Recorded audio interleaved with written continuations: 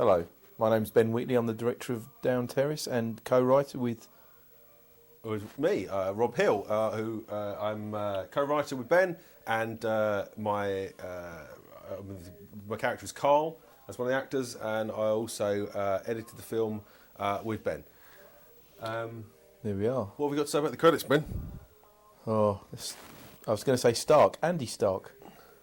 They're quite stark, aren't they, the credits? They are quite stark. There you are, Yeah. directed by Ben Wheatley. Yeah. This is shot. The whole film is shot in Brighton, which is a small town on the south coast of England, about 60 miles south of London. It's on the coast. This, in fact, is all just about one block from the sea, near to the pier, the famous historic Brighton pier. Didn't you have to talk to the there were builders in the law courts, weren't there, when you That's were right, we went in and there were people building. And see, this whole film was slightly shot in a guerrilla style, so nobody, obviously, at the law courts knew we were shooting there. And I was quite cowardly and hid back behind the camera. Shot on a long lens from across the road, of course. Yeah. This is in the crew car, wasn't it? That Andy drove. He was the producer, but also the driver. And this is a nice example of how we wrote loads and loads of dialogue for this scene, and then loads of stuff for my dad to say, and then cut it all out. And on the day I said loads of the dialogue, he said it all a few times, then I said all the same dialogue as him, or we switched roles and stuff, and in the end we just cut it all out and just did it all in silence. Yeah. There we go, Tony Way, and Julia Deakin in the background there. And Bob Hill, of course. Bob, your dad. Yeah. We're recording this commentary in Down Terrace, in the room that this scene is shot in, which is rather agreeable. Yes. Pop will eat itself. It's actually, this room is almost exactly the same as you see it here, except it doesn't have the congratulations banner. In almost every other regard, it's the same.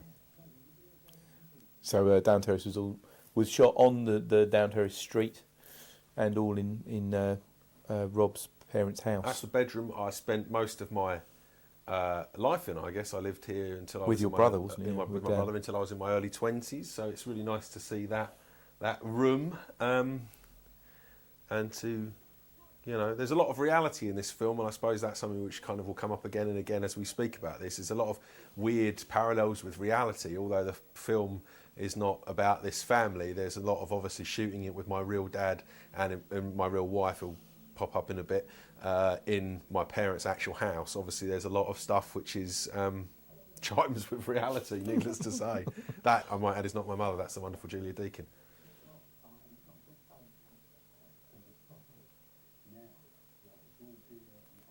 This stuff about Bill complaining about stuff is really kind of really in the bones of the script right from the beginning, wasn't it?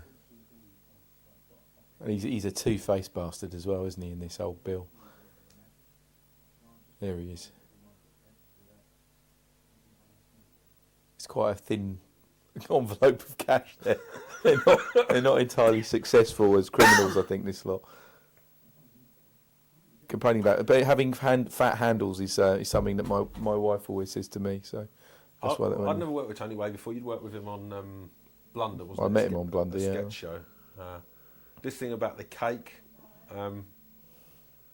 has alarmed my mother, as it's about the shop up the road. It's not really about the shop up the road. The thing about tastes like petrol.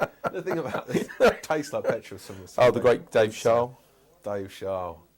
He's someone we met when we were working on Modern Toss, and Dave's just fantastic. And the Uncle Eric part was written specifically for him. He's got a brilliant face, and he's got a really dirty kind of Sid Jamesy kind of quality to him. Kind of laugh and everything. It's just priceless. One thing that's worth mentioning early on, I suppose, as it informs kind of the whole film, is the idea that we had about writing something that was really quite dark, quite a dark drama, but then casting funny people in it. So a lot of the people in the cast have a comedy background. So the Tony Ways, the Dave Charles, Julia, Mike Smiley, they've come from a comedy background, and though they were the only people that we knew. That's true. They were also people that we'd worked with, of course, before. That is obviously important. But no, it's true to say that, that was a kind of an experiment, which is that you write something that's very dark and then you cast comedians or comic actors in it, and then that kind of automatically leavens it, and you get quite a sort of an agreeable dissonance between the dramatic material that they're performing and the kind of comic nature of their performances. Yeah, and that seems to be something that's worked well. I mean, I'm really pleased with it. Well, I think it's that thing of like, the normal life isn't really grim, isn't it? It's kind of, there's always something to laugh about, and I think That's what makes these people, these performances seem human, is that they're always laughing and joking and kind of, you know, being alive rather than just being really kind of dark and, you know, introspective, like you find in a lot of drama. Yeah, it takes a long time for there to be any angst, which I suppose is quite a kind of key thing in these kind of family crime genre type of films. Oh, wait a minute, we cut that bit out because you put the wrong top on when you answered the phone. That was the one proper balls up we had with the continuity. Was me going out, and then when I answered the phone, I was in a t-shirt, and then which is the costume I wear in the rest of the film. And down Terrace's dark secret is that they all wear the same clothes. Yeah, well, don't look too closely at that. That will really. But we knew we had to do that because we had no continuity people on the film, so. Yeah, the crew on this was extremely limited and small. I mean, basically, we had at least one person on the sound the whole time. That person changed throughout. Only the week. one person, wasn't it? No, there was three different. Yeah, but one person. Yeah, only one time, person at any point, and then mostly it was Rob Entwistle, and then he was away for a couple of days, and we subbed in other people for those days that Rob couldn't do it, and then there was two camera people. It was Laurie and one other.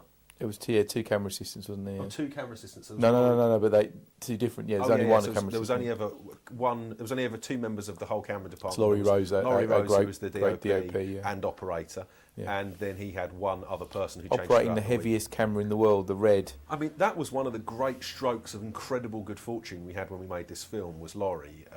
Not just because he's a terrific DOP and operator, particularly a terrific. Well, no, not. He was very modern in that respect, wasn't he? Because we'd worked with Laurie on the Wizards. On the Wizards, and only one time, and then we'd become Facebook friends with him. That's and right. He foolishly posted, "Oh, I've got a crew. Do you want to shoot a film?" And that's right. Yeah. We were going to make Down Terrace anyway, but. But Laurie's post kind of spurred us into it to some degree. Yeah, totally. Or at least it gave it a more kind of coherent start date. Yeah. Well, it was definitely possible then, we thought. What I was going to say though was that regarding Laurie's kind of amazing ability as an operator is that Red camera with all its full kit on it is incredibly heavy. I picked one up the other day and I could barely fucking. The whole film is almost exclusively handheld. There's maybe one or two shots that are and he's also focusing it himself. He's focusing it on the fly, and it is unbelievably heavy. And he's hand holding it for like 14 hours a day. And I mean, I pick the thing up and I'm immediately tired. So I mean, that's kind of an amazing. You had to wear a special brace, didn't you? Yeah, he's got a brace around his midriff, and all this back and forwards is just is just Laurie finding. I mean, that was one of the things that within the style of it that we knew that if we did it in a documentary style, we introduced jump cuts and hard cuts and finding focus early on, then it would never feel like a mistake. And like you shoot you shoot a drama and you slightly go out of focus, or you jump cut and it looks incredibly avant-garde and weird or wrong. Just jarring and wrong. But in this, it was much more, doesn't it? Yeah. This is more like the style of this is more like a throwback to kind of, 80s or late 70s kind of documentary filmmaking on TV. Oh, we missed that great shot when Laurie. There he is. Why is he panned down there to look at your cock? He hasn't got a wide enough lens. He doesn't know why. He never knew why he did that. I guess the plot's starting to kind of come into focus, or at least the kind of relationships between the characters are coming into focus here. This relationship between Uncle Dave and Uncle Dave. You see, that was the problem you had all the way through. I called him Dave every day of the shoot. We had him there on camera. I kept calling him Dave on camera. Ridiculous. In this scene, I kept calling him Dave. The character's name is Eric, but he's Dave Shaw. And I mean, I'm not an actor. I'm an editor by trade. You were just really happy to be talking to Dave Shaw. I was so happy to be talking to Dave Shaw. I've cut so much stuff that he's in. I cut the wrong door that Dave Shaw was in. I cut the modern toss that Dave Shaw's in, and it's, and that other thing from John and Mick who did modern toss. Anyway, it's relevant. But I love Dave Shaw from way back when, and actually being in a scene with him was terrific. So I kept calling him Dave anyway. It was very embarrassing for him and for me. And he kept having to constantly say, "You mean Eric?"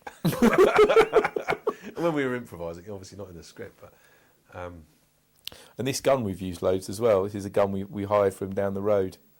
This pistol. Oh, you said Eric there. That was good. Yeah, I got an Eric out just about there. Yeah, that's probably the only one I ever did. I was always slightly alarmed about this relationship between Eric and Karl, the Karl character, my character, that it always felt really important to me when we were writing it, and I always felt that it never quite. It never really got a sense of warmth between them on the page, and you really needed to feel like it was important because it becomes important later on. And I think it's there though. It's there. The on thing the is, screen. that's exactly it. I mean, I wrote that extra scene which we shot, and I know you didn't particularly fancy it particularly, but I was. What they scene when you both fuck each other. No, but when we cut the film and when we shot the film, I mean, and the relationship between me and Dave Sharp, and therefore Uncle Eric, seems so friendly and warm, and Dave brings such a sort of warmth. Well, Dave, he's got such an open face, hasn't he? He's so likeable, he's so inherently likeable that you know, I just felt like that other scene. I don't think we even bothered cutting it in the end. We just knew it wasn't going to be in the film. You know, it was irrelevant. It was horrible as well, wasn't it? It wasn't brilliant, to be honest, yeah. But no. Now we're getting to the meat of it. We're getting to one of my favourite scenes in the whole thing. Is Big Bob Hill yarning on about the 60s. I think this is the scene where the audience really comes into focus and starts to understand what they've actually got themselves involved in. And when you watch this with an audience in the cinema, they really, if they start laughing now, you know they're with the film and they're going to stay with the film. And if they don't, it's kind of horrifying. But generally they have. But this in the script from this point on was just a note saying we will interview Bob about the 60s. I think it just said Bill talks about the 60s. Yeah, that's right. And then this is an improv, and this is the kind of stuff that it's not really even improv, this, is it? Because you had like a set of questions, didn't you? You were going to ask, and we just shot it as we would a documentary thing. Yeah, it's exactly. It's not. Yeah. It's not Estro. It's not an improv in the sense of. He's not making it up from scratch. No, he's just talking about. But it's wonderful the way he can do it, where he's kind of talking for real. Yeah, he's real. He's quite deep into it by this point, isn't he? He's been shooting for quite a few days. That's and right. Like, but he can also say Maggie and you know and we must point out that Bob is not a. Bob is not a criminal. No, that's not a criminal. No, that part of it's obviously he's dropping. So it's partly improvisation and partly real. So it's a really interesting kind of across. And it's unwritable as well. It's really, unwritable. And if we tried to write it as a pastiche of the kind of thing that my dad would say, it would be patronising. It would be patronising and kind of wrong. So these are the sorts of moments that we were very lucky to catch. He's really game to do this stuff, and that was the interesting thing about shooting it, wasn't it? That because Bob's a non-actor but a non-performer really, but then shooting it in his own house, and it becomes and because we shot so quickly, it becomes much more like a weird performance happening thing rather than it's not like if you put Bob on a set and you had to drag him out to do. Individual scenes every couple of hours, it would be awful. He was excited all week, and it didn't become a drag. You know It didn't become like a massive hassle. You're shooting in his house, and he can basically go off to his own room in between bits that he's not in. And it was really cool, the filming of it, wasn't it? We all really hyped up. It was really exciting and fun to do, you know. And that's not just true of him, but also true of all the actors. I think everyone really got into it. I mean, I think initially it was because we're shooting it so quick, and I mean, I dare say we'll talk more about it, but you know, the way we did it was that, you know, you had half an hour to shoot every scene, and it was done with a stopwatch and blah. We'll get into that in a bit, but the actors as they came in, it was a very unusual environment for them to come into. They parachuted straight in. They parachuted straight in. We had no rehearsals, and actors were turning up, and there wasn't really much time to talk to them about what the scene was about or what they were about to do. It was much more a case of, this is the scene we're doing. We've got half an hour go. That includes all rehearsals, all blocking, and every take from every angle. And then after half an hour, you're onto something else, and that actor gets then marched back out to the garden where they can sit and have a cup of tea. Lucky it was good weather, yeah. And lucky it was good weather, absolutely. In anticipation of the next scene, and they could cram for the next scene, learn their lines for the next scene they were in, and then bang, half an hour's up, all right, they're back in again. You'd march them back in, sit in front of the camera and start rehearsing and start shooting, you know, and you could have half an hour pressure. But, I mean, the thing is, because it was written specifically for specific actors, it wasn't like they had a massive stretch to kind of get into character. I think that really helped. We were playing to everyone's strengths, I thought. Here we go. What are they drinking there? A over-the-counter soluble codeine-based sports drink. Yeah, sponsored by Alka-Seltzer. Love all this stuff. Look at that. Being a bit moody. We'll see that shot again. Oh, she's having a think. Yeah, spider. What does that mean? That spider was not wrangled, just there, spinning its little web metaphor, spinning its metaphor. Yeah. That's, There's Big Bob. yeah, Buys books. smoking a bit of dope. There's a bit of loads of books on the occult. Oh, it's the Deadly Triangle. That's an act break. That is. That's Mark Kempner. He's who, great. Again, worked with on Modern Toss. So basically, we just filleted the all the shows we worked on. So took the favourite people. Not to say there aren't other favourite people from those shows that we'll use later on, but Kempner and Charles have both been in scenes together. Actually, Kempner's a mate of Charles. And Tunley and Julia. Tunley, They're all from Toss, aren't yeah. they? And Modern Toss is a Channel 4 animated programme made by a couple of really great guys who do a comic book, and we worked on that show. John Lincoln McBunnage, and we worked on that show, two series of that. So a lot of these actors came from that. Even though it's an animated show, there's a few. I think in a way this owes a debt to Modern Toss as well. There's a lot of that kind of flat delivery blank style performances. Yeah, no, absolutely true. Yeah. I like this. This is particularly small time, isn't it? It's just rubbish. So he's supposed to be a counsellor, a local counsellor, not like a grief counsellor, but a council member, you'd say, if you're in the United States. Yeah. And he's got just a tiny bit of knowledge about what the police Now this are was up great to. because it turns out Kempner while we were can doing actually play the while we were doing the loves the scene, blues. Kempner was looking at Bob's guitars, and then we asked him, "Can you play the guitar?" And he said, "Yes." Yes, please. Yeah, so I went, right, let's have it. So this little scene was born in the moment, and just thought it's great. Look, they can't even tap their feet in time. It's dreadful. But there was a whole missing blues number there. Oh shit, that should be on the DVD. There's a whole improvised council blues just choice. Kempner coming up with the lyrics. See, Julia's not even said anything yet. She had a little bit, a couple of lines. Oh, Kerry Peacock. That's my wife, Kerry Hill / Kerry Peacock, her stage name.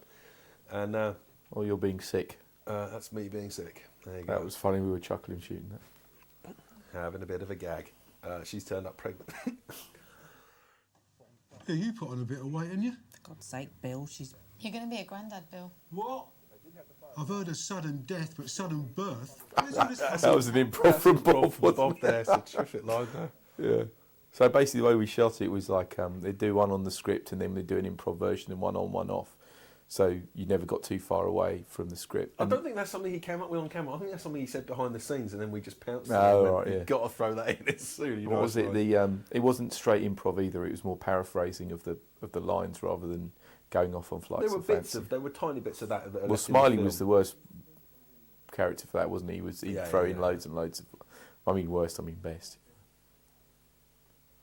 Oh,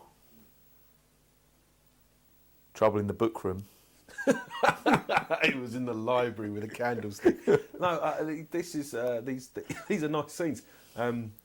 This room, which was Rob and Dan's bedroom originally, got turned into a book room, which is basically where they keep all the books that they sell that Bob and Jan sell on eBay, isn't it? All. That's right. I don't know if they still do that, but no, not really. That is a business which is already a victim of the global recession. But it's brilliant because it's all full of books on Hitler and the occult.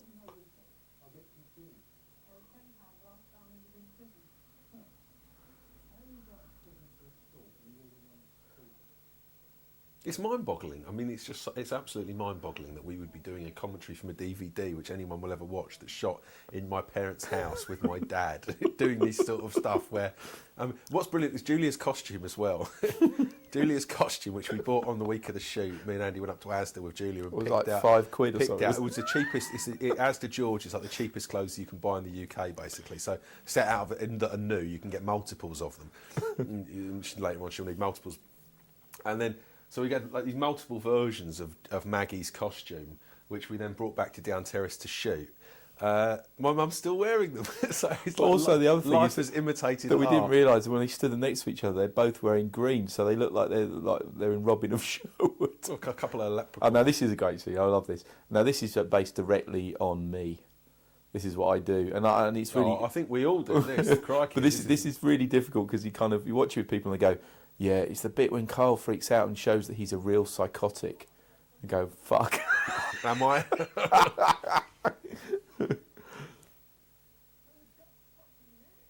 Yeah, I love this. It was so funny on the day. You just screamed, This "Mum, Mum!"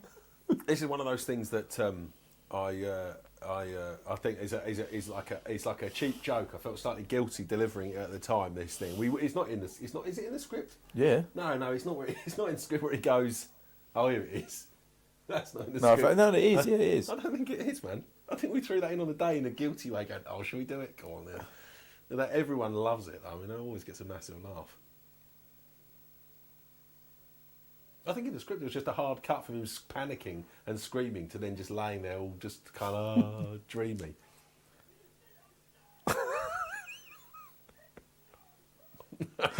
She looks really worried. Look at that. Oh, she flinches. Well, this is all shot in like minutes, isn't it? All Oh, this it's stuff. really quick. Yeah, it's all just done really super quick. No, this is that line's a scripted line, but then the rest of this scene is improvised, isn't it? I think. Oh no, that's in the script, isn't it? We have to get that printed. That's Father of My Fatherland by Ben Wheatley. Yeah. So there must have been a Hitler book thing, but this is all improvised. Yeah, well, you're actually reading out of a Hitler book at this point, aren't you? There you go. That's war. Oh, to you, son. Oh, cheers, Dad. You know, I was thinking it's going to be really nice out there when you paint that room. Yeah, that was going to be more of a plot point, wasn't it? The breakfast room. But then we got halfway through filming and realised that Bob wasn't going to let us paint the breakfast We room. were never going to be allowed to paint the breakfast room. Yeah. So I think you might have flagged that one at script stage. Yeah. I think that was quite early on, wasn't it? So that still stayed in there. It didn't Well, really it's fine. hurt It doesn't have to get done, does it? It's a good little motivation. It was going to get painted after Garvey gets killed. That's right. Yeah.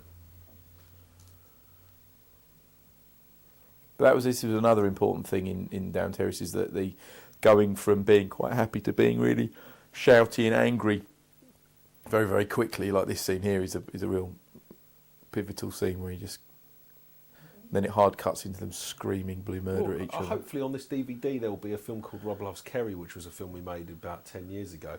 And that was something we found in that film, where you shoot these long improvs. And then as you start to reduce the scenes in length, you start cutting through the improvs, and you just cut large portions out of long scenes. You start with a scene that's 10 minutes of improv, and then you cut out the middle 5 minutes. Then you get these hard, dissonant kind of juxtapositions of moods, and then they kind of go from quiet to loud, and loud back to quiet, and then these little, and you really feel like you get the sort of epic ebb and flow of a real argument, which does go through lots and lots of different. And life moods. is like that as well. Life really, feels exactly like that. And when we did that on the Rob Loves Kerry film, you sort of look at that and think, yeah, that actually gives a really nice kind of sense of what it's really like to be in a long argument. It rises up, it comes back down, and so on. And when we put the script together for this, it had that in the script, hardwired into the script, those sorts of sudden changes in mood. So this is shot in 8 days, and it was 8 days of every day was a different season, wasn't it? Luckily, this is pissing with rain here, and then we've got this amazing sunshine later on, and it's just, we're very lucky. That's the bottom of Down Terrace. That's a real location. I like this. Tony's performance is It's excellent. all in one shot, this scene, isn't it? I think so. Maybe one cut. Maybe one or two cuts. Yeah, not a lot though. Yeah, I think there was coverage on this as well, backwards and forwards. But it's a lovely take though. Yeah. I'm pretty sure it's all in Yeah. one. And it's Bill slowly still ribbing him about his weight and stuff. Which is just, he's like a dog with a bone with this shit. He won't ever let it go. But he's obviously murdered his dad as well, which is horrible. Yeah, it's nice. I mean, that's again one of the kind of key. I don't want to say experimental. It makes it sound like Norman McLaren or something. But a kind of nice experiment that we had was putting a lot of exposition in the script and then removing it all. So a lot of this stuff about what exactly happened in the past between Bill and Garvey's dad, or who exactly Maggie's dad was and how he fits into the whole picture, or even about what the whole family does for a living, what exactly is their crime that they're committing, what were they arrested for, what exactly has happened to them, and all that stuff. It's all been combed back out, because those things are tedious to actually have to explore. No one in would dialogue, talk about them either. and no one would talk about them realistically speaking. And it's a really nice to have that mysterious sort of enigmatic quality. I think it really draws the draws people in. You know, if you explain every detail about stuff, it becomes boring, all that really stuff, boring to listen to, and just really, you know, boring to watch. You know, it's just narratively kind of boring. You know? Yeah, you want the audience to be kind of behind the events, trying to work out what's going on, rather than ahead of them going, oh, it's the, oh, right, I see.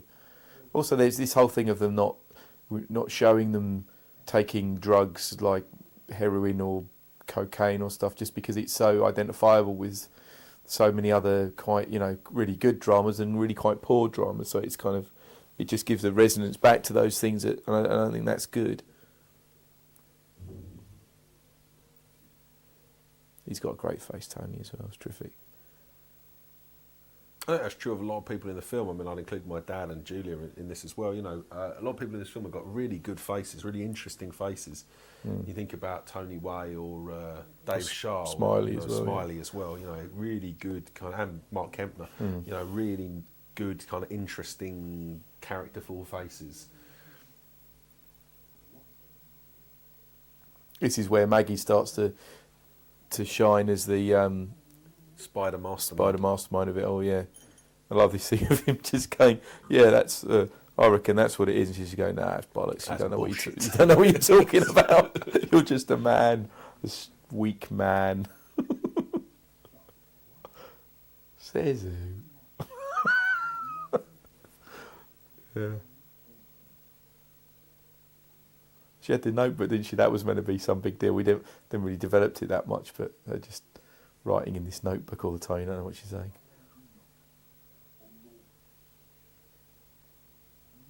I can't remember where this came. I think this came from you talking about kids' names when you were naming your kids, wasn't it? This is based on when just before I had my daughter, we had this exact scene where we were Yeah, talking about baby names. Oh, that was it, and the then Bobina. My dad came up with, his name is Bob Hill in real life, so he came up with the name Bobina. Yeah. So I stuck this in as a...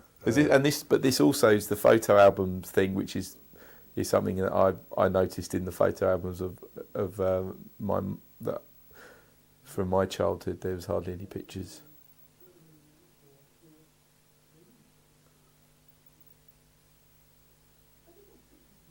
But then, unfortunately, we balls this gag by doing a close-up on the page with a massive picture of you. Me on it. Yeah, this is a real... This always makes me cringe when I watch this. Yeah, I tend to tactically blink at this point. Yeah, just tactically blink. If we get the whole audience to blink now, it'd be really, really useful.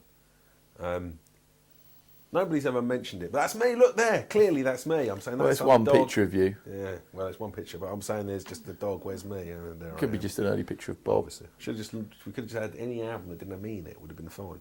Or just taking it out. This is an improv scene, isn't it? Yeah, this is one I wanted to do when we were shooting. Just had that thought of kind of, it'd be really nice to have Karl. Look at that face. Attempt to be also, part of the musical house. I must say, this is a scene that was ruined by Laurie Rose.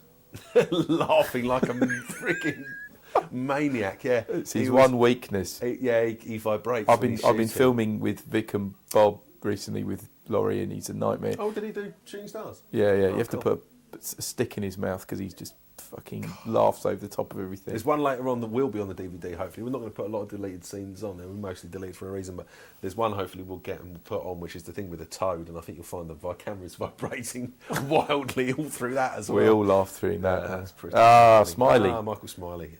And a child, which is... That's my daughter, Kitty Blue, who is... what she would have been? She'd have been about 2 and a bit when we shot this. She's about 3 and a bit now. She's playing a boy, of course, because you know, it's fathers and sons, and that was one of those. Well, things. he's the Shogun. What's it? Shogun Assassin. Shogun Assassin, Baby isn't he? Cart Baby Cart Assassin in this. She's a character I've tried to get into stuff for ages, but you know, it's there he is, the Smiley. No one's ever really noticed the fact that she's clearly a girl. Here she's screaming, "Grandpa, Grandpa, Grandpa," because that's obviously her granddad in the room with her. But again, no one seems to notice that. No one's ever noticed that she's playing a boy is in fact a girl. Well, how would you know? Kids get girls look like boys at that age. Well, I suppose actually she's quite often mistaken for a boy because we, you know, dress her in boys' clothes. So Smiley we met through Wrong Door, but he was cast as the one of the train pirates. Yeah, That was my thought. That that was because claim to that. Yeah, because because of him being in space. Do we know? Yeah, just we had that question come up, wasn't it, in when we did the Wrong Door Pirate thing, and who looks a bit like a pirate? And I was like, oh, I know. It's that dude from Spaced. He really looks like a pirate. Yeah, next thing you know, there you are on set with Mike Smiley, you know. He's confused as Pringle is. He doesn't know how old his kid is. He doesn't know what army he's been in. I love all this stuff. It's great. I think both you and Bob look really worried by Smiley. This was the first thing we shot. Everything with Mike Smiley was shot in a day, so everything was so quick with him. It was like hit and run on these scenes. It was really... And it wasn't like it was the only thing shot that day either, was it? It was a load of other stuff. He would have probably been... Yeah, I mean, there must have been tons of stuff shot this day. Plus all the stuff out with him out on location out from later on with Dave Shaw was all shot on that same day. Boys, need anything done, just give me a shout, won't you? So. Oh, of course. Don't worry. You know, got the car at the back, hatchback. Yeah, this is all improv stuff from Smiley, isn't it? It's great. Smiley's just a brilliant improviser, a brilliant actor, and he's just generally a brilliant bloke, you know. Yeah, well, he's a stand-up as well, so I think that really helps him for this kind of stuff. So it was funny. I showed a copy of the film to Tony Burgess, who we were working with on Ideal, and he said, "Oh, is there much improvisation in the film?" And I was going, "Yeah, there's a bit." And he goes, "That bit where Smiley threatens to fuck someone up the arse and set their hair on fire. He said that to me." So, yeah, well, I didn't write that bit. I'm not claiming I wrote that. That was quite an awkward cut, wasn't it? There wasn't enough scenes to go in between those two bits. That's right. But it doesn't really matter, does it? We cut a lot out. You know, there was a lot of scenes. We ran it 2 hours, didn't it, after the first? Yeah, so a lot of it got really cut out of the first act and a little bits out of the rest of the film, but mostly about of a half hour that got cut out, about 20 minutes of it were out of the first act. There was half the dinner party scene got cut as well, didn't it? Which was... Oh, it was such a shame. There was so much great stuff in this dinner party. This was starting from here, basically. This was like a much, much, much longer and more elaborate One of the scene. things that got cut, which was a bit irritating, was there's a whole scene which was based around the Rizzler game, where you stick a Rizzler on your forehead and write the name of someone on it, and everyone you have to ask people questions and blah, blah, blah. It's a great scene, actually. Which is a game that's been played around down Terrace for years and years. And then fucking Inglourious Basterds came out with exactly the same thing in it. So, you know, I don't know. That just had to come out after that. Well, it didn't really fit in the end into this sequence, but it was a real shame. No, this is a scene which was so kind of... Even though everything... not everything, actually. There's a lot in it that's improv on the night, but you know, it follows a sort of the structure of what was in the script. There's a lot of additional stuff that we threw in. Well, the actual drama of it is all from the script, but the incidentals, like this kind of stuff, and the willow pattern plate, that's improv. And there's a few improv bits in it, but there's some great stuff from Julia in this, isn't there? With there's some lovely... Beam me up. Yeah, beam me up. Yeah, it's just great. That's my favourite improv in the whole film. Beam me up. Good. But yeah, those other things that they didn't really fit. You know, this was one. I like Kerry going. What was it? I don't talk to my parents anymore. Why is that? Personal reasons. She's not Michael fucking Caine. Personal reasons. No, a lot of people know that. This is us talking about the willow pattern plate, and actually, indeed, I turn out to be right, actually, when we looked it up afterwards. But when I'm talking right now, I've got no idea what I'm talking about. I've got a vague memory of it from years and years and years ago, but it's like a load of people talking about stuff they don't know anything about. That. That's great camera work as well. That's really lovely, yeah. That's terrific, yeah. Nice bit of acting by Kerry there as well, I like that. That's always... I did not know that. Yeah. We've had those since our Oh God, this is the dreaded Sawyer meal. Yeah, poisonous soya meal I cooked for real during the shoot. Poor Julia, and she was so sick, she didn't realise, and up until this point she didn't realise she was absolutely allergic to it. She said she thought she was going to die that night. I think this was the last night of the shoot as well. Yeah, this is the last thing she shot. Last night of Julia, yeah. Yeah, and the meal's cooked in real time during the improv. So the whole sequence was shot over about an hour and a bit, wasn't it? So in real time, basically. We just kept turning and turning and turning. You can basically tell where we are in the shoot by how much face hair I've got. That's how I always judge it, because obviously I've got this like 1 day stubble, but really I didn't shave for the whole shoot. So, and this must be quite near the end because I've got quite thick facial hair. And then on the last day, I think Andy, the producer, insisted I went out and got an electric razor so I could just thin it out a little bit. Oh God, I forgot about all that. But it does come and go a little bit throughout the film. She's off. Beam me up. Julia's an amazing trooper here, because I mean, she's such an experienced actress. The idea that she got brought in to do this film, and then she got there and she realised that she was acting with a load of amateurs, and my dad, who's a complete fucking this scene case, particularly, isn't it? Because she's the only, this professional actor in it. It's me, my dad, and my wife. Do you know what I mean? None of us actors at all. So she's like holding the whole thing together as the only professional person basically in the room. Yeah, Especially obviously you don't see all the old gobbledygook that's going on. In the hours of shooting of this sequence as well, all manner of nonsense is being said, isn't it? I think I'm not sure I wanted to say, but I think she was slightly bemused by it all, but she really rose to it and was just terrific. I don't know. Maybe she didn't rise to it. Maybe she came down to our level. I'm not sure which happened, but either way, I really like it. Yeah. She's got brilliant. I like this little scene as well. It's like the first hint that Karl's well, we already know that Karl's a madman, but this is the hint of the drugs, isn't it? That she's been drugging him. This is where he turns out to be a clinical madman. Yeah, she backs off quite quick, doesn't she? Oh, never mind. Yeah. I'm sorry, it was a bit harsh. They seemed a little bit of a revelation for me from after we'd both come off the back of shooting Ideal Series 5 before this, and in Ideal, to shoot a scene like this, you'd have a wide and two singles and a 2-shot possibly. It would be unthinkable to film a scene where you don't see one of the characters' faces. Yeah, this could be anyone. Yeah, but it doesn't matter. It's fine in this kind of film. Oh, here we go. Oh, he's angry now. This is another one-shot deal, isn't it? Yeah. I mean, there's a certain amount of practicality to scenes like this, but again, you don't see me in this scene, do you? I'm not sure if this doesn't have coverage though. This scene. They did have coverage. There was definitely a shot round on me, which I tried to use. I did an edit with me in it. It was just you, wasn't it? Just a big close-up of your face. No, in my cut of this, I came round the other way on me, and it was you balked at that and said no, just leave it on this one. And you're right. I mean, I think it's one that works really, really well. And it's exactly the same thing as you were saying about the other scene. This always gets a laugh. Conceited. In the normal run of play, you would cut across, shot reverse shot stuff, but it works just fine. This actually is worth mentioning. There's the film is largely scored with sort of folk music. Here, that's not original to the film, and that scene there and one or two other scenes has got some music by Stephen Thrower on it, which is actually scored for the film. It's the electronic soundtrack.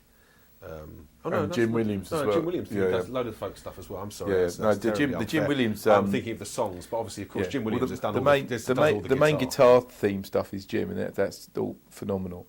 And it was a really amazing experience working with him doing that. And you just go in there and play him the movie, and he just strum along on the guitar and go something like that, and it was the most collaborative. I feel terrible. I've just said that now. Yeah, you're a cunt, aren't you? I'm a terrible cunt. You had nothing to do with it, so it's like... I put it in the dub. To me, it all feels to some degree the same. I've met him, he's a lovely man, I don't know what to say now. Anyway, back to Tony Way, thank God. Yeah. Oh, this is all very important because of the cups. It's an important scene for cups. Yeah, the Oliver Cromwell cup. Yeah, Bob's got the Cromwell cup, hasn't he? Oh, there he is, Cromwell. Yeah. And I think Tony Way had a cup with a dog on it. That's what got him. That's what gets him killed, basically.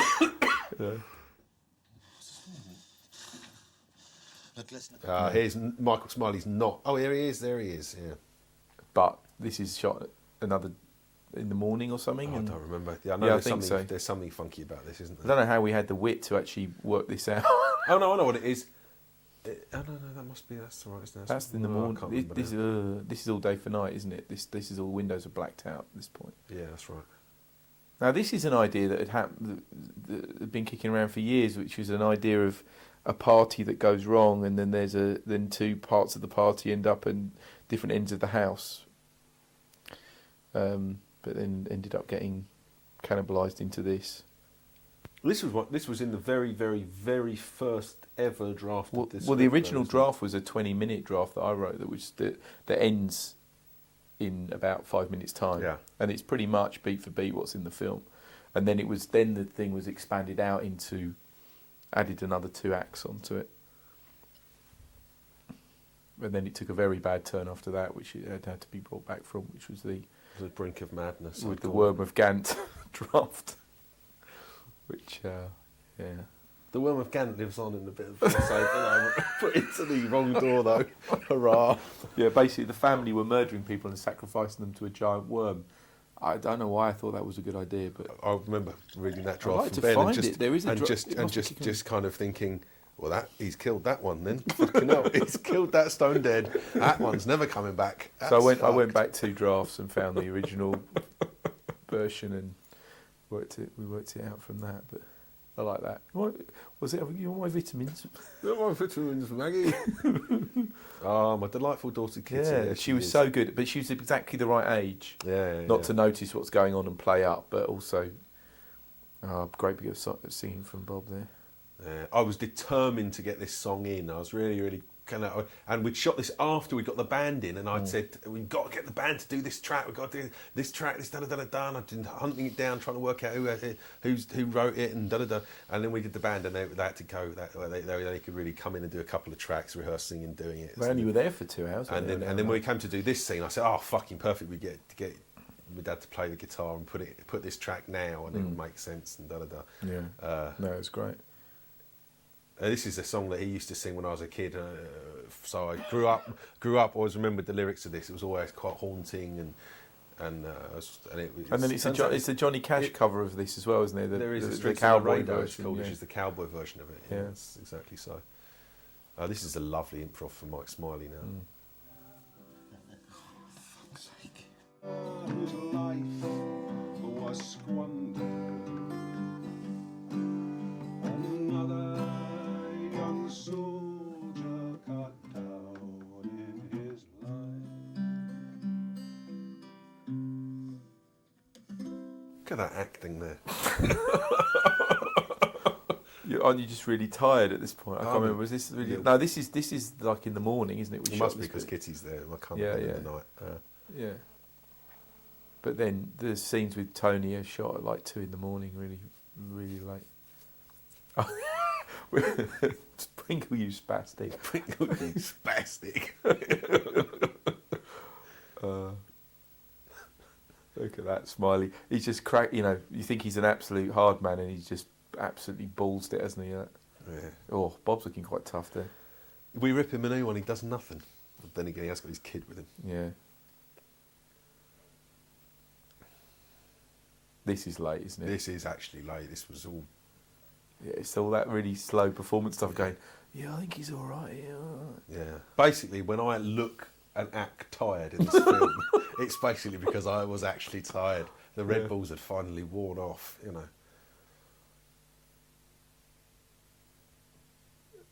This is a nice scene. I like the performance. I like my performance in this scene, but well done, no, Rob. mate, no, mate. It's whatever it is. I can't remember what I said now. But these are little improvs. I was sort of quite nice. But Tony, when he comes out, has got such a great face. It's a really good comic moment that delivers at the end of this scene. I always like. Yeah, I love the 3-way. Not much for commentaries, just talking about how brilliant I am. But yeah, well, he's turning into one of those commentaries, isn't it? Where you just go, this is great. This bit. It's good, but this is good. This, yeah. Because of our technical ineptitude, we're having to do this commentary with no sound coming out of the picture, so we can only imagine what they're saying. Yeah. If only our memories stretch back to 2009. Oh, here he is. Look at that. What a face. Look at that big old bit of Bolton behind him. Yeah, that's not nice. That's a big blank over the window. What the fuck? Look at that. Tony always looks in the camera as well. Look, there he is. Oh, hello. We had to shoot this twice, didn't we? Why was that? We shot it before, and our performances were like Or a bit more angry or They were, something. no, they were really angry, and we when we shot it, we misunderstood the fact that he had got out of the room at this point, and we were talking about it as though he was still in the room. How do we even spot that? I can't remember. Oh. Look at you there. Look, that is 2 o'clock in the morning. It was really late. A good old Tony. Tony because was a trooper. He'd been around for fucking hours. Yeah, and he'd been around all day. And this is the same Smiley day, isn't it? We'd already gone out and done the Smiley scenes out in the woods, and he'd waited all day to do this. Yeah, that's true. But I tell you what it was.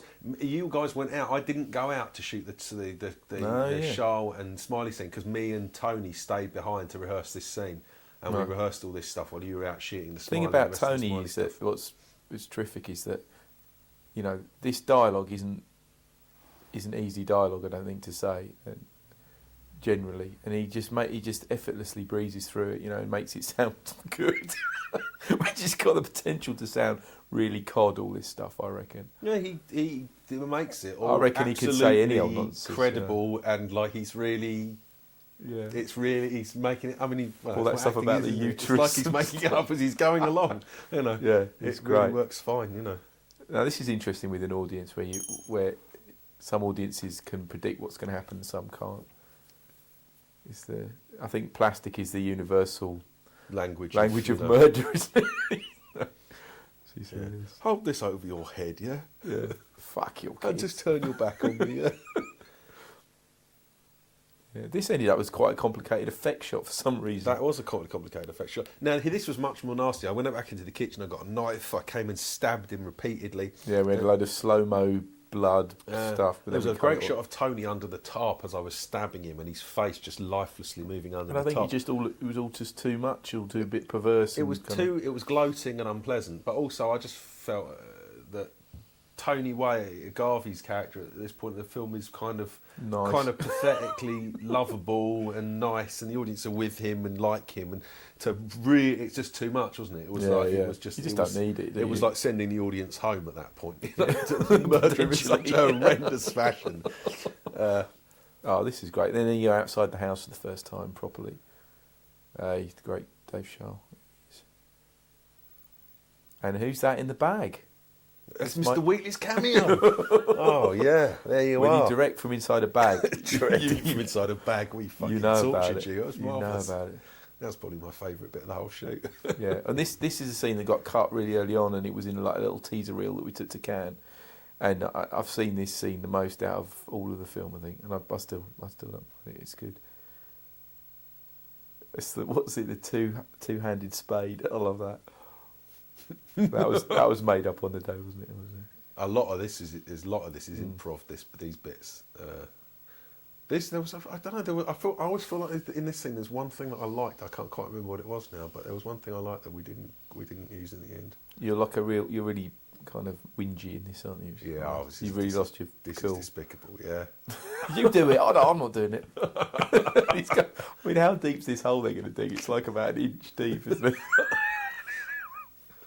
There was more just after that, just between those two shots there, that was really a nice little bit. But it just was too long. It's unnecessary to try, isn't it? Yeah. And this is another one where I was saying earlier on about the relationship between Karl and Eric, and this is one that even though they're bickering and stuff, and you know there's a lot of warmth and dimension to their relationship. Yeah, well, why would he help him? All this back and forward bickering and stuff. But it doesn't feel like a professional relationship they're having. It feels like they're a sort of a loving family relationship. So it kind of emotionally makes sense when he's worried about Eric when he goes, you know, blah, blah, blah.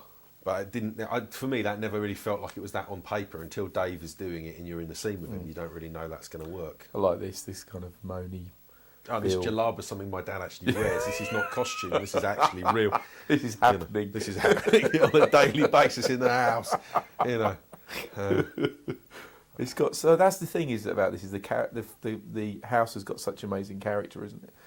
Such detail, colours. I mean, again, if you couldn't, it's very difficult, I suppose, for people who aren't involved in filmmaking to understand the difference to some degree between sets and live locations. But suffice it to say that if this was a set, you wouldn't have that garden beyond the shot of Bill there, it would be very difficult to fake that stuff all moving subtly in the background. And just the level of detailing you have to put in a set, the way the things are chipped away on the edge of the fireplace there, and the actual fact there is a fireplace there, and just the level of texturing and detail, the postcards. To build this set would be, to walk into this as a set, you'd think it was the greatest set you'd ever been on. Yeah, but the thing is, though, the ideal set is really detailed like this.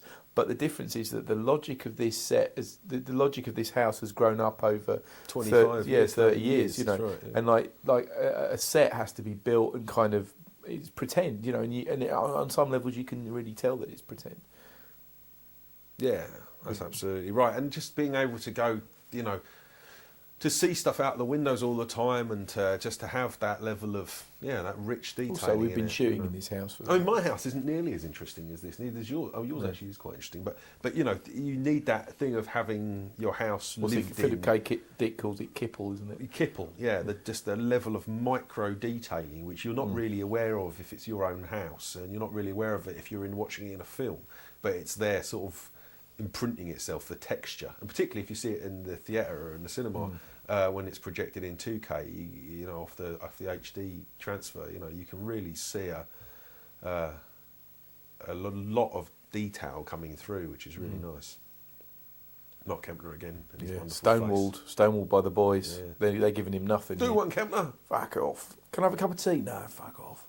This was a much longer scene originally. Not needed really. No, just another expedition. It's like one of the early scenes, wasn't it, that we shot? I think it was a bit over. Yeah, it was over in a heartbeat, really. Yeah. I like this. This again had a very kind of knowing line from Maggie at the end, which was cut. These are all scenes. The next few scenes are all scenes, which are all exposition scenes that were written longer, and then we shot them, and then in the end it was just sort of looking through them, going, "Oh, who cares? Who cares? Who cares? Who cares? Oh, and this is another one," and it all just got truncated. Oh no, this is quite. This one wasn't shortened so much. I mean, this is I really like this, where you're kind of going, oh, look at that guilty face. That's one where I've cut a lot of the hair off my face. That must have been one of the dubious last day shoots, you know. I can't go back to prison, man. Thinned out beard, badly thinned out. I've never shaved with an electric razor before. The days of the week thing is essentially meaningless, but gives a nice structure to it. Well, it's the only way to differentiate between scenes shot in exactly the same rooms, isn't it? Yeah, that's right. And the cuts to black as well are the same thing. But that's part of the kind of abrupt editing style as well. I think it's like very matter of fact, all that, which is nice. I like this scene. They're all really venal and horrible in this scene. This is as close as it gets to being a gangster film, isn't it? You know? Basically, yeah. This was a tough. This was actually a tough scene, and that's why they're drinking tea and eating cakes, isn't it? It was that thing of kind of you have to really try and break the genre tension or whatever it is. The thing of them all having to actually. This is where they actually do a load of talking about their motivations, which is the thing that we'd discussed from the beginning as being something to avoid. You know, it's terribly tedious when people talk about their plans and then have to then go and execute them, and they either succeed or fail. Kind of bogus as well, really bogus and generic and crap. In that instance, it was kind of necessary, but that's why this is all being done with. But also, this is nice. This stuff with it. It's like there's a lot of weird bonhomie here, and kind of they're always a bit kind of. Teary-eyed and nostalgic about the people they murder. But this is that thing that it's the same thing as Bill being two-faced about stuff, and it's kind of it feels. I think to some people it feels really kind of weird and fake because it's not something it's not something you see very often in movies. But it's something I really see in my life, and I see it in myself. The thing of being able to contain multitudes and being able to argue one way or the other way. Yeah. To exist on different planes at the same time. Isn't it? And you think that, but you also think the exact opposite of that. You know? Yeah, you're happy and you're sad about things at the same time, which they are, you know. But also they're indulging in being feeling sad for these people that are going to. Because being sad is quite pleasurable for 5 minutes when you're having a drink. You know, it's like sentimentality, isn't it? Yeah. It's fake. This is another exterior. We had originally a lot more scenes on the beach, which was going to be the Karl and Valda's getaway, and we shot a load of additional scenes, particularly towards the end of the film when we're discussing the plans and such. And again, they just seemed irrelevant. We shot them, not, but we not never... irrelevant. They're too relevant. They're just too well, on the nose. They were shot, and... but they weren't really written, were they? That's the thing. They were. No, we were trying to improvised, find the Valda plot quite late on, and then in the end we realised that it's better to just leave things a bit more mysterious, I guess, you know. He's for it. Poor Dave there doesn't have a driver's licence for that car, not covered by insurance for that car. That's why you don't see him driving away. Back to the same location, that is the farm location. Another bit of really amazing weather.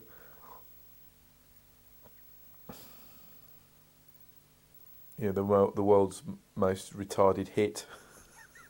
Oh, he fell for that one. The world's biggest line cross coming up Yeah. there, isn't there, as well?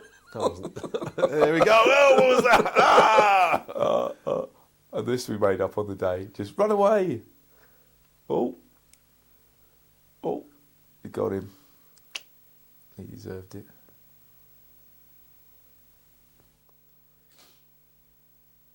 Yeah, the world's most unglamorous shootout. Well, now what's he going to do with him? Drag him back to the car? Oh, this was funny. Basically, Julia at the end of this is supposed to slap around the face, but we'd said it was going to be a stage slap, and she just slapped. She couldn't resist it. She really belted me. She had a ring on. You know what I mean? She cut my lip. And like You know what I mean? immediately afterwards, she was Deakin. pissing herself laughing. Unbelievable. She's vicious, Deakin. Nightmare. Watch out for it. Look at This is good. This is not He acting on my deserves face it. here. That's an actual slap. Yeah.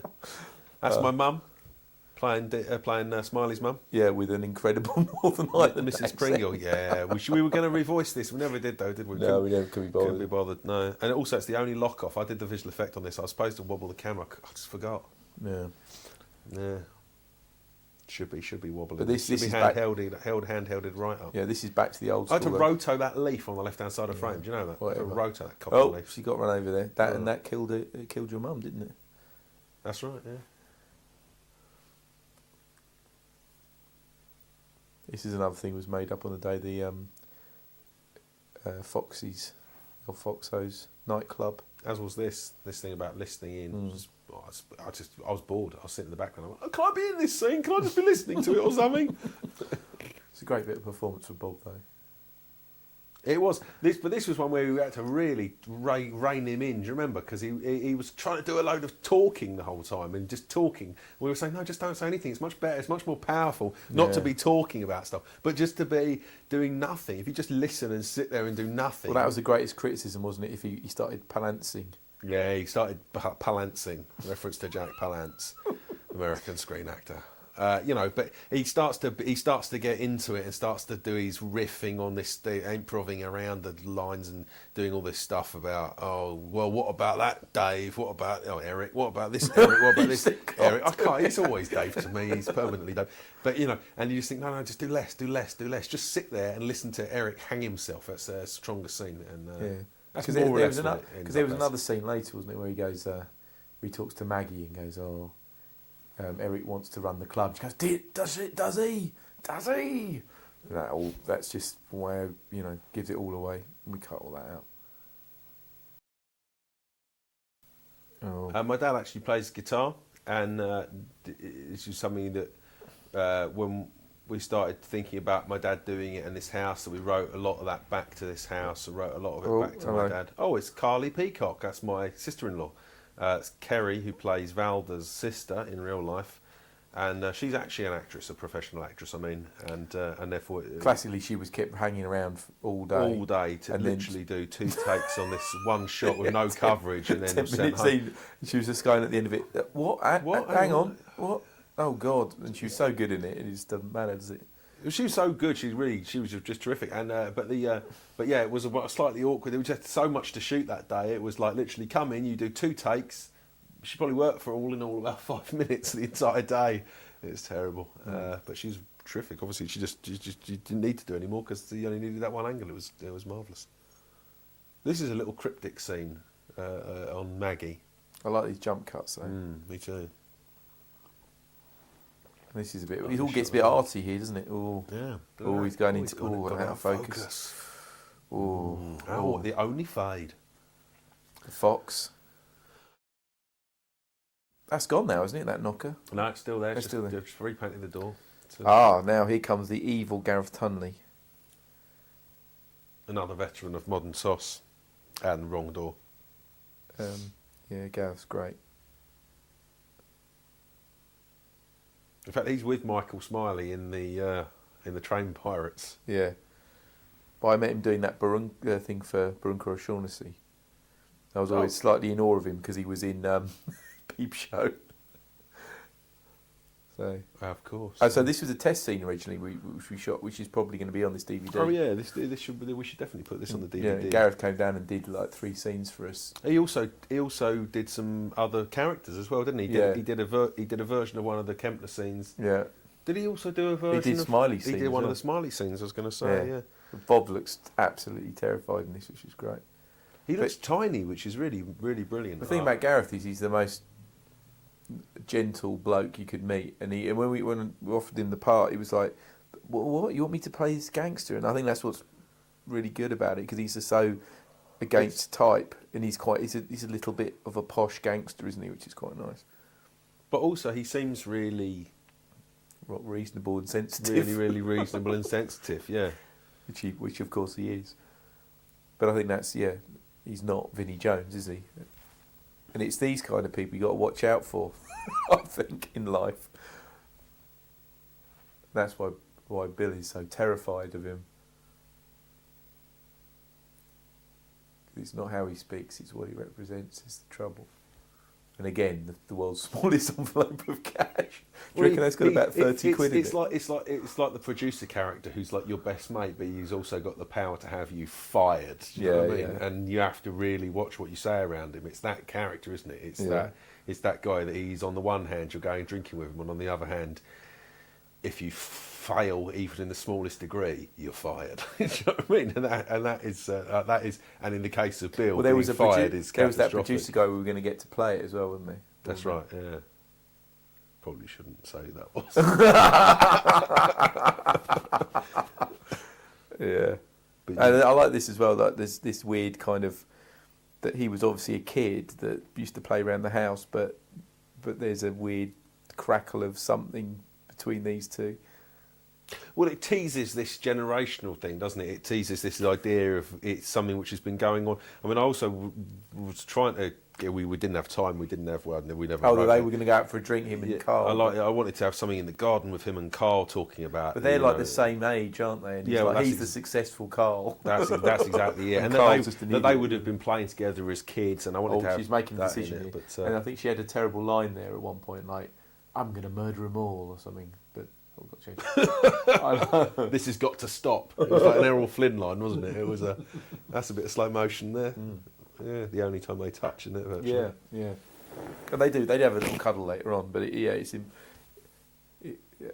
as a couple, they never really had any physical contact up to this point in the film. That's another semi-act break right now. Now that's funny with Charles we're going to have some break. We couldn't be bothered to get do a fried breakfast because it was going to make too much mess. And then all that we had in the house was Weetabix, and Charles was like, "I'm allergic to Weetabix." And this is what happens. He died. No. But this is particularly heartless of old Maggie, isn't it? Great choking action from Charles.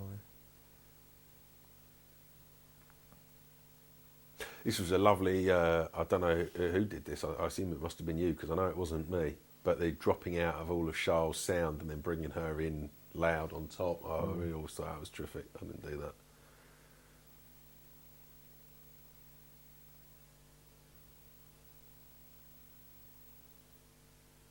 And it's got a bit of Steve Thrower's music on it as well, isn't it? It's a little bit more of the electronic music was scored for it. So that was an element of reshoot, wasn't it? This was one bit we reshot. It was a bit dark first time round. Yeah, but we reshot it straight away. It wasn't like we reshot it another day, was it?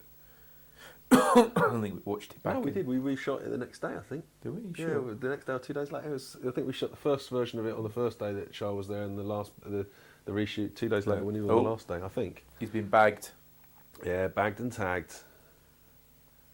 It's all a bit oppressive on the old actors, that being in the bags. Yeah, no one likes to get bagged up at DT. Yeah, it's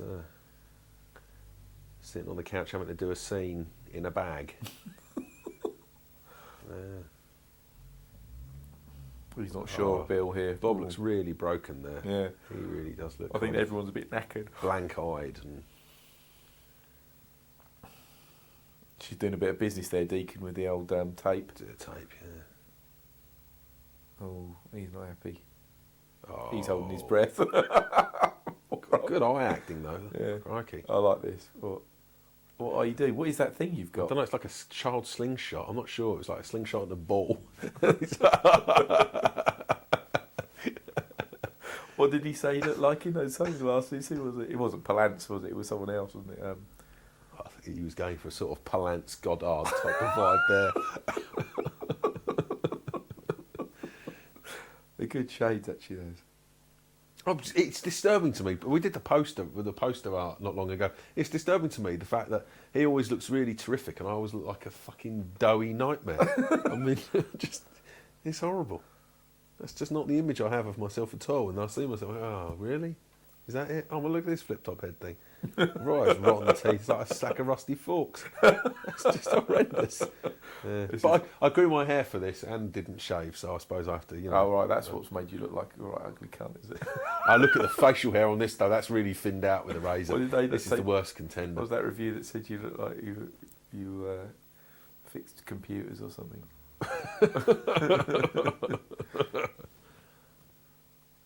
Where are we in the plot here? He's going on El Foxos. It's just a massive lie. Oh, this is a lovely scene, and it was important to have this musical element in the film, not just in terms of scoring the film with folk music and with Jim Williams' folk stuff, but actually, this house, this down terrace house, and when I was growing up in this house, my dad always knows musicians, has always known musicians, so there's always people coming around and playing. Maybe not people of this quality and calibre, but nevertheless good musicians, and often like just jam sessions with whoever happens to be there, and it's something I thought was really kind of counterintuitive for the Bill character to have this kind of thing happening in his house. So we put it in, and then Andy, the producer, found a couple of his mates, I think, or a mate of his. Well, Simon's one, and then it's like with this guy Simon, and then a couple of his pals from one of his bands came out. They were just fucking fantastic. I mean, they're so good. There's such soulful playing. But it's like an old school kind of thing, isn't it? Where the film will take a break and have a bit of a sing song. Yeah, it's like an old Hawks movie. Yeah, I really like that, and I like characters dancing and singing and stuff, and it's like. And Spanish Ladies has got a real poignance or relevance insofar as we shot years and years and years ago a video of my dad doing Spanish Ladies, and then it was again done in put it in Train Pirates in the Rolling Door with Tunley and Smiley's in that. No, Tunley's playing it on the guitar, isn't he? Yeah. So the Spanish Ladies is one of those sort of in-jokes in a way. Yeah. But this is like the last 5-10 minutes of Julia Deakin's work on the film. And we said, right, we've got to do this scene where you cry. And she went, all right, okay. Then she cried. Just did it. And it's just absolutely heartbreaking. And it was heartbreaking, yeah. It was just, she's so good. Look at that. And then she immediately dried her eyes up and fucked off to be violently sick. Yeah, she'd had the poisoned soya at that point, yeah. Oh dear, never mind. But no, she was just amazing. Look at this. That shallow focus thing is really important for this film, and that was a benefit of shooting on the Red, which is this huge 4K chip, and you can shoot with primes and get that really nice depth of field and because we've done a test which I think will be on the DVD, which was that we shot on P2 camera, and it just doesn't look anything like as good, you know. But when you get into those kind of close-ups, and you get that, well, this is another one, of course, here, but you know that really this one again, you know, this shallow depth of field stuff is really so important to this film. You know, and another testament to Laurie's skill. It's hard to do. It's hard to do. And although the focus does ping in and out every now and again in this, basically throughout the whole film, it's more or less rock solid. When he finds focus like that shot just there, when he finds focus, it's rock solid. Incredible. Look at this weather. That's hard to do that stuff, you know.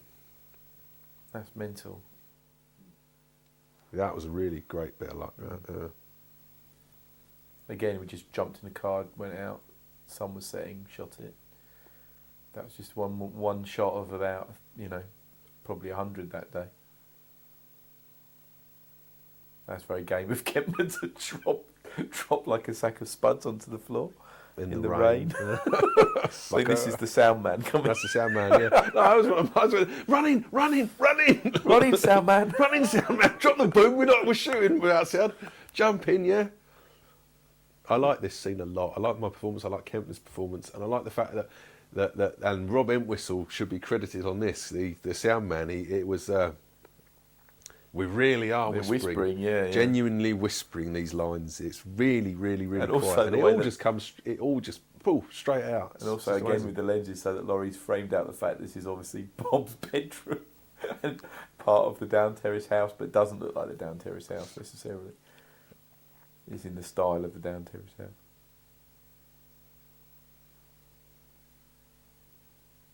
But he's Basil Exposition in this one, isn't he? Yeah, this is a little bit of exposition. This is one that's I think almost completely on the script, though, isn't it? These sorts of scenes, we stuck to the script on these completely. I'll tell you what, the plot. Something bad's happening here. Yeah, I'll tell you what about the plot. Yeah, that thing that you've been kind of keeping quite mysterious. Let me tell you all about it. Yeah. All right, is that it? Oh, cheers, mate. Yeah, thanks. Yeah. I'm looking a bit ruddy there. He's looking pallid. He's dying. Yeah, that was all. He was great, Kevin, doing this, and then afterwards he said, "Oh, yeah, it's based on how his dad was when he was dying," and we were all a bit hushed, weren't we? A bit humbled by that. Yeah, fucking bum. it was yeah. Fucking what a downer. Oh. We were about 5 minutes miserable after that. Yeah, at 3. Yeah. No, I like this. I like this scene enormously. I like this. Well, this weird oblique angle on him is really nice, looking straight up his nose. And yeah, well, that's kind of like he's in a tomb, isn't it? That's exactly it. Yeah. And then the end line's made up, isn't it? I Oh, hope you do die. Yeah, you better die, Dave. You fucking better die. Yeah. I threw that one in. Yeah, you look pretty miserable there. Giving it the full judge. But again, it's hard to kind of convey. I mean, I suppose it depends who's watching this DVD, doesn't it? But you know, it's kind of hard to convey the idea that if people who know about making films, that this is just like, it's literally hit and run, 2 takes, bosh. You got 2 takes to do it. You got this scene, then you got another scene coming up, and another scene after that, another scene after that. So all this stuff's like 2 takes. 2 takes, Mark. Yeah, but 2 takes, Rob. but ideal's like that, isn't it? It's like it's 2-3 takes. It's not much more. No, I suppose it is like telly, isn't it? It's a bit like doing telly. Yeah, it's true. I mean, I'm just not an actor, so it's all just unfamiliar to me, you know. Yeah. But well, when you're making short films for yourself, you think, 2 takes is ridiculous. It's like 20 takes or 100 takes, but I don't think things necessarily get any better on multiple takes. Depends what the actors are like, what their discipline is like, I suppose. Yeah. Just from a non-actor to jump in and do it, and you don't get a chance to warm up to it, and you don't get a chance to warm into it. You just get a chance to just do it, and then you get a chance to do it again. Yeah, well, and that's it. That's off. The thing. You don't want to be thinking about it. As soon as you start thinking what you're doing, then you're fucked. Yeah, that's probably very true. Yeah. Your first instinct is usually the right one. You just got to get the lines right. It's not about getting the lines right. No, it is. It's about having your first instinct and doing the lines right, and those 2 things coming together. Because later on, you can act really hammy but know all the lines, and that's no good. Or you do this brilliant performance straight up, but the lines are all garbled and fucked. I see what you're saying. Yeah. So this is an interesting scene. This is a scene that is, in my mind, a lot of references have got back to earlier stuff that I did well with Ben as well, very early in much earlier in our lives. Luke, I've been making films with Luke since I was 10 or 11. Who's the guy following him? But also his character is called Spitz, which is another film that we made a few years ago. That was where I played Spitz, but in this Luke is now Spitz. But also this tunnel was in a lot of early films that I made. It's just not far away. It's a great location to shoot in at night and stuff. And it's in the film Blood Brothers that I did years and years and years ago. So it's a lot of stuff. And just a fight scene in a tunnel is kind of redolent of a lot of the early films we made. Yeah, well, that's the only bit of Brighton that looks a bit urban, isn't it? That's right. And also it's a kind of little secret place where you're not going to get bothered by the police That's if you're right. shooting, and you can do it without permissions. and But stuff having like Luke in it just rounded all that off. That that. feeling. And now Luke does have an inhaler, and that was kind of improv on the day. And then the stab in the fucking in the armpit. That's nasty. Oh, I was so pleased with the way this turned out. This shot. is Except for long one take now. thing. The blood's all pink. Well, that and your glasses never come off when he punched you in the face. I'd have thought that would have been, it would, you know. There isn't a fighting style glasses on, is there? And that's for a good reason. What are you talking about? Specky Foo? Bye for Karl. Yeah. Good bit of twitching from Luke there. I like this leg twitching afterwards. That's particularly nasty. Like he's humping the ground. This weirdly always gets a laugh in the cinema. What, coming out all covered in blood? Yeah. Never really thought about that at the time. I just thought he was a muppet. This was quite funny. You went off and did this on your own. I really wanted to shoot this thing. I really had this idea. I really liked this idea that he doesn't run off. He just goes and has a fag. Yeah. And But he was shooting it for ages off in a bush somewhere, and we ended up phoning him. yeah, I answered the phone in the shot. Yeah, going, hello, what? Oh, it's Ben. What? Are you directing me? What? I'm in a film. Get out of the bush. We've got to shoot some other stuff. All right, and now this is into the big shouty sequence. This is where it really picks up. Some great stuff. See, this was all done in a series of maybe 2 or 3 different takes, and I think 3 takes, and the first 2 were much more level and even, and then most of what you're seeing now is all the last. Oh, this will be the improv take. The improv third take, yeah. And all this coming backwards. Oh, this is all improv-y now. This is all getting improv-y, yeah. Look at this for focus from Laurie. He doesn't know what you're going to do from second to second, and he's catching all those beats. It's just amazing. No, that's true. Yeah, I mean, Christ, he's just. Yeah, Don't know how he's doing he's this. really And then on he's top off, of it, he's isn't off, he? and then he's back. It's like, whoa, that's all in focus. You're right. He's running the focus like a genius, isn't he? Yeah. Whoa. Whoa. Back off to Bob because he's not quite sure about me, but then back to me. Back to Bob. There's a bit of crappy focus here, but look. Oh, hang on. Where am I? Now You just don't notice it though. But then he's rock solid on Bob. But that's the thing. When he gets there, look at this. he's This rock is solid really real from Bob. This is. Yeah, that's because he's really. He's actually scared, isn't he? You're coming at him down the stairs. Yeah, this is all good. This is all quality. I like all this stuff. Yeah, the focus is just really, really nice. It's just all that stuff, all the camera stuff. Whenever I watch this, I'm just oblivious to it. I'm just it's giving you just the right bits you need to put it together in your head, and you know where you are. So at this point, he's kind of the conversation's weirdly slipped from who's attacked Karl to get rid of Valda, and this is the bit. It's like who's right really. This is what got me slightly confused after a while. In writing it, when you write the script, you understand a certain logic in it, but when you see the performances and when it's shot, that can throw up other questions. And in this point, you're kind of going, well, as I watched it back, I thought, well, maybe Karl. Before I was convinced that Bill had set Karl up and was trying to kill him, but at this point, you kind of think, well, maybe Karl's so fucking crazed that he's made it all up in his own head. And that Bill's them. Yeah. I've never been quite sure what the plot is. I'm really not sure what the plot is.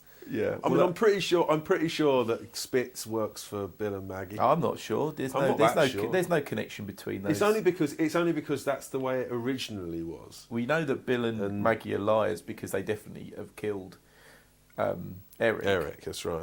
But you've no idea. I think the clue is when Maggie says, "I think it was so much better when it was just the two of us." That's just and then convenient, the next though, isn't scene is Spitz trying to kill. Yeah, that's Karl.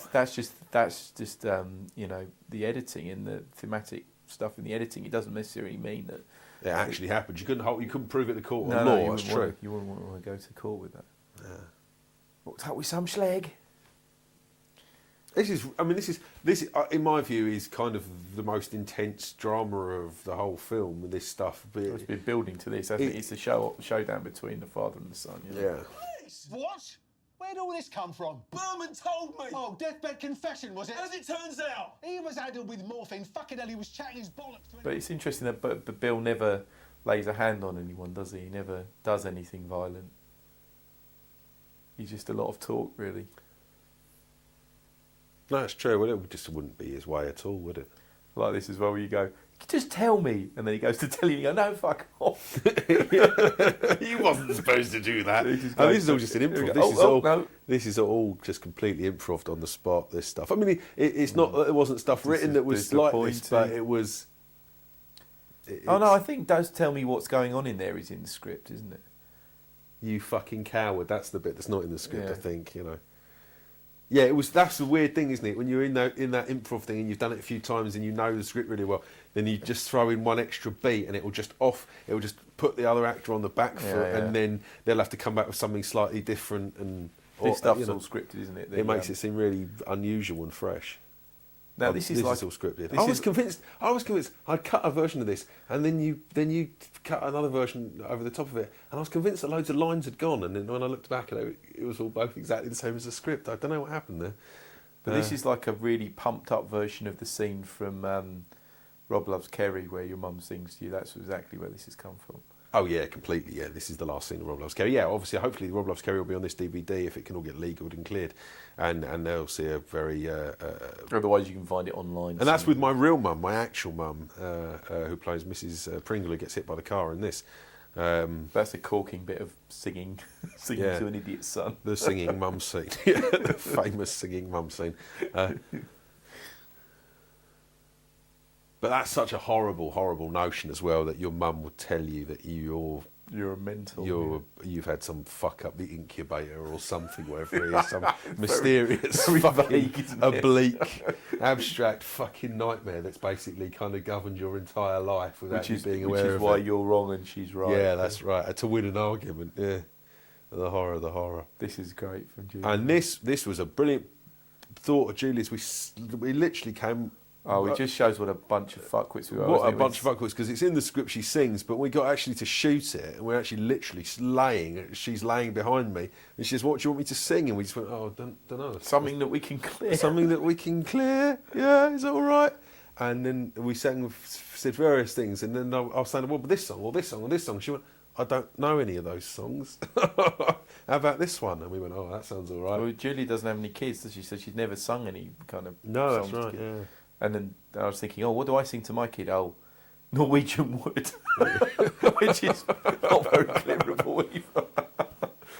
Made the ocean blue because God made you. That's why I love you.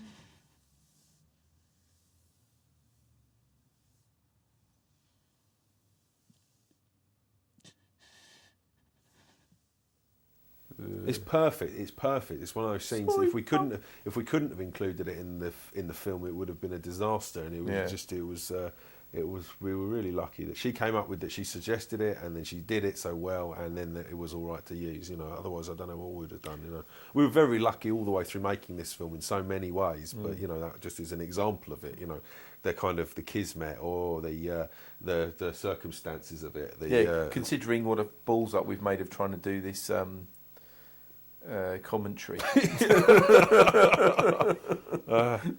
seen that shot before. Yeah, and the shot that was preceding it as well. Yeah, but no, it is true that you know, we're going towards the end of the film. Might as well start thinking about it, the bigger points. You know, I would say there's an amazing amount of sort of circumstance and good fortune in this film, and you know, the fact that we had worked with these actors to some degree and knew them to some degree more. There was some, a load of less theories some, within that we went into making the film, and a lot of them paid off, and there was a lot good. of gambles that paid. Yeah, off, yeah, you know, totally. Well, I mean, it's like the first day of shooting, we kind of walked away going, "Oh God, we've cast your dad in a feature Well, film." the thing is, casting my dad in a feature film is basically a suicidal move. You know what I mean? It's like a potential It would have suicide. seemed like that a year ago, wouldn't it? Oh, or 2 years absolutely. ago, You know, but it then- turned out to be but then- a brilliant move. You know, But then, in retrospect. you get something from casting my dad that you couldn't ever get from casting an actual actor, you know, and you get something from shooting in this house that you don't get from shooting in a real house, and you get something from casting each of these people,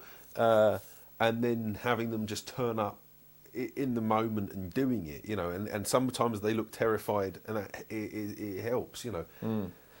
And It's because we had nothing to lose as well, and also Yeah. we knew that if it was all shit at the end of the day, we'd just throw it away and no one would have to know about it because it was all it was all self-financed. all self-financed, and not expensive. You know, the and actual not shoot expensive, was yeah, that was the relatively main- trivial that's the amount of big cost. point, A much yeah. bigger cost has been, as well, not much bigger, but the biggest cost has yeah. been since then the post-production, the technical shenanigans of 5.1 mixes. I tell you, and one blah, of the blah, main, blah, one of the you know. big things about this that would have spun us off into complete catastrophe is that we started kind of planning to do this film, and then we talked to Andy Stark, who's the producer, and he came on board, and without his kind of sense of organisation and general, you know, being an adult, I think it would have been a complete fucking disaster. And Put it we this only way, had a week's prep. Me and Ben have just left work this evening where we've been doing Ideal, and this afternoon doing Ideal, and we just came to down Terrace to do the commentary, and we turned up and we realised we didn't have any tapes to record it on. That's the kind of capabilities you're dealing with here. You know, I mean, it was a complete balls up. without Andy, this film would have just been an absolute nightmare and a complete disaster. You know, so.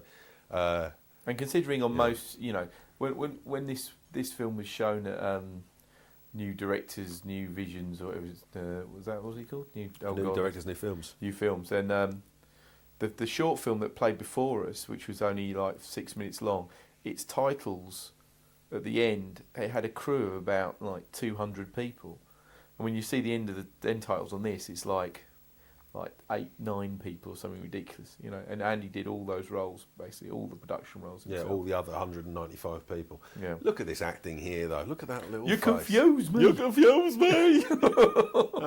This was one where we were slightly out on a limb here. There were other versions of that stuff which were And much there's a lot flatter. more talky versions, wasn't there? And it was just much flatter. And then I did one that was much more emotional, and it just seemed to work nicely. You know, it seemed This to is a be- bit of like the old horse. The like horse, yeah, the horse was one of those things that would just happen to be Oh. there, and Hello.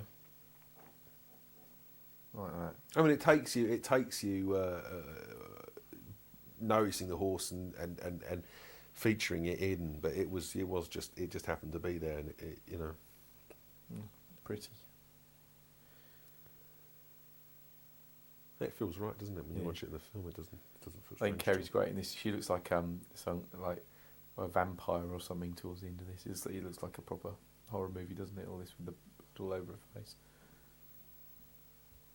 She's a primary school teacher in reality. Oh God, it's the end of the film. Yeah, here we go. Yeah. Anything you want to say, Ben, before it all turns up to credits?